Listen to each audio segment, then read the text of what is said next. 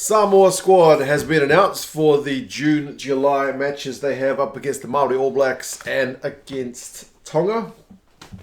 It's a much changed squad from the one you would have seen at the Rugby World Cup.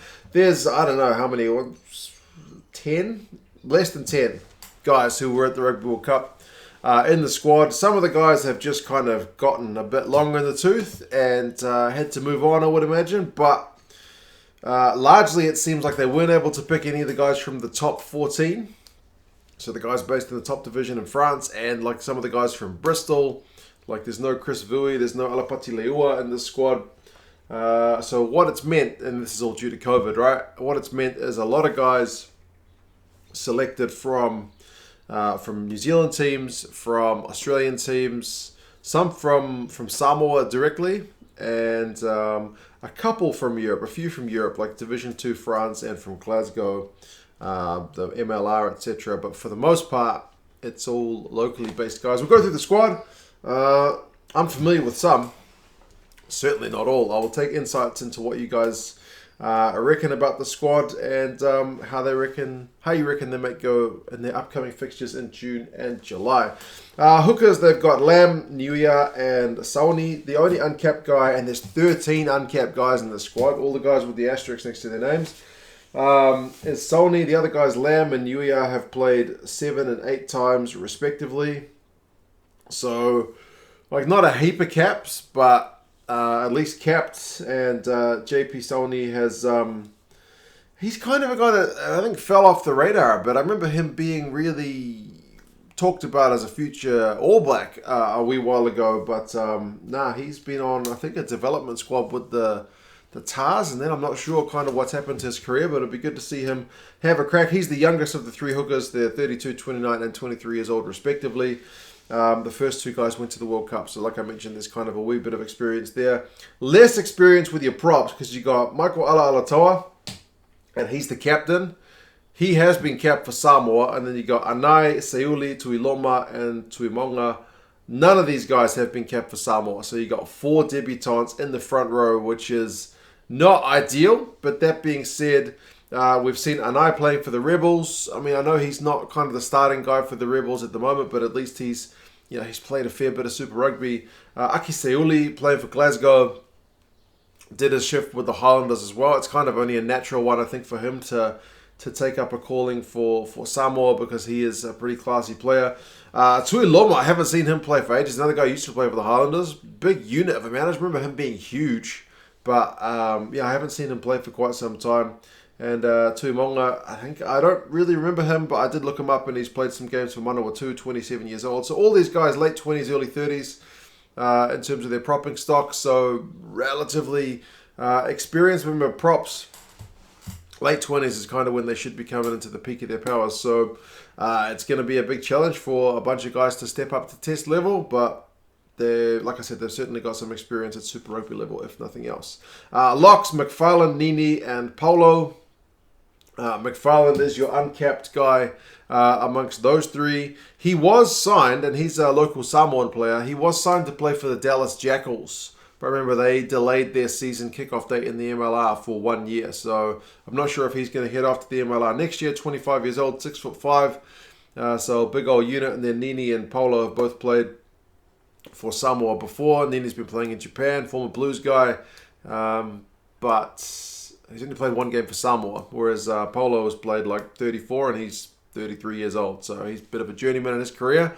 Maybe capping off his career with a wee Samoa run. Lucy's, they got TJ Ioane, Lam, that's Jack Lam, Motunga, Noah, Slade, and Stowers. So again, quite a bit of experience.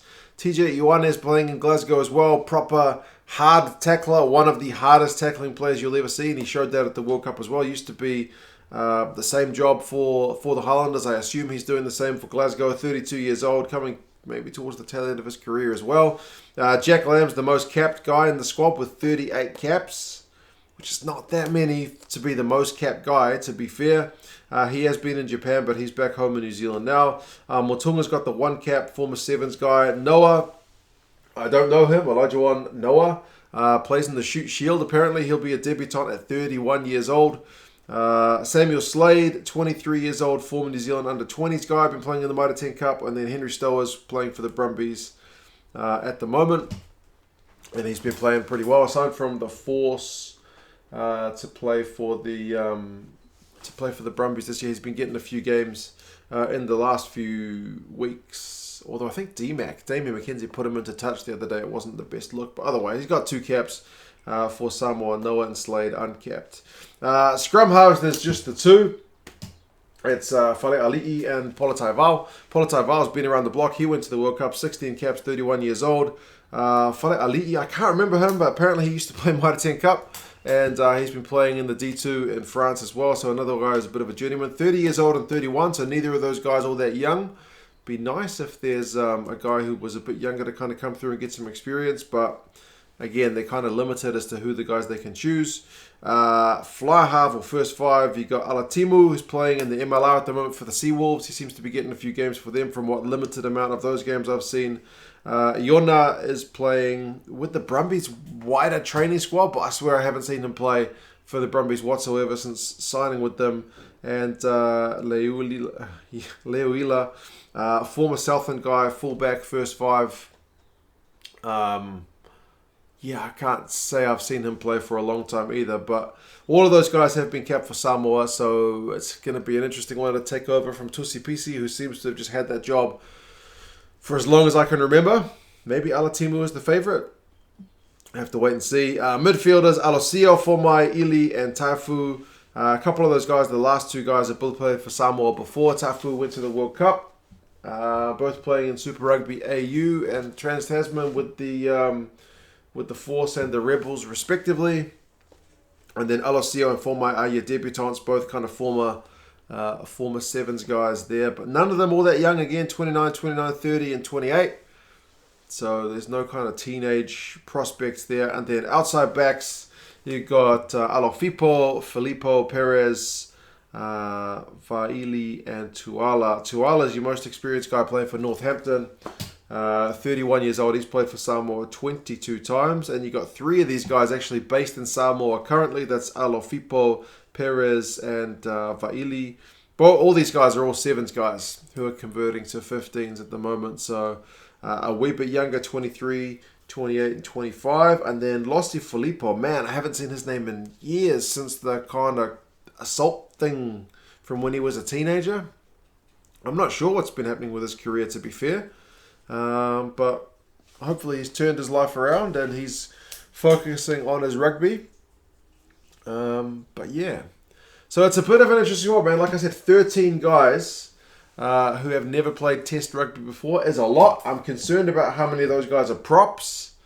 But I am happy that there's 4 of the guys who are currently based in Samoa. Most of them, apart from McFarland, are kind of 7s guys, which kind of makes sense if they're out of a gig at the moment. Give them a crack at the 15s. The squad is not as young as it could be, but like I said, it's a wee bit tough for Coach Mapusua at the moment to really cast his net that wide with the COVID thing. But we'll have to wait and see. Hopefully some of these guys can kind of pick up contracts with Moana Pacifica next year, and then we should see some of these kind of relationships start to gel a wee bit and hopefully transfer into some success for the Samoan national team. They are 14th in the world. I think Tonga is 13th. They'll be playing Tonga twice on the 10th and the 17th of July. Remember, those games are Rugby World Cup qualifying games, but prior to that, Samoa is playing 2 games against the Maori All Blacks, 26th of June and 3rd of July. So 4 games. Yeah, as I said, it's not a super inexperienced squad in terms of age, but it is a bit light on caps. We'll have to wait and see how they go. It's a pity we couldn't get the full complement of guys from all around the world, but that is just kind of the state of affairs with COVID. We haven't seen Samoa play since the 2019 Rugby World Cup, so let's just be happy that we will get to see these guys back in action. You guys let me know your thoughts. Who are you looking forward to seeing? Who do you really rate? Do you think there's any areas of the squad that are looking particularly weak? As I said, there's a bunch of guys who I've kind of seen in Super Rugby through the years, or Mitre 10 Cup, and some guys hardly at all because I don't watch a lot of 7s. But yeah, certainly all feedback welcome. Do give us some insights, and yeah, I'll talk to you guys again soon. See you later.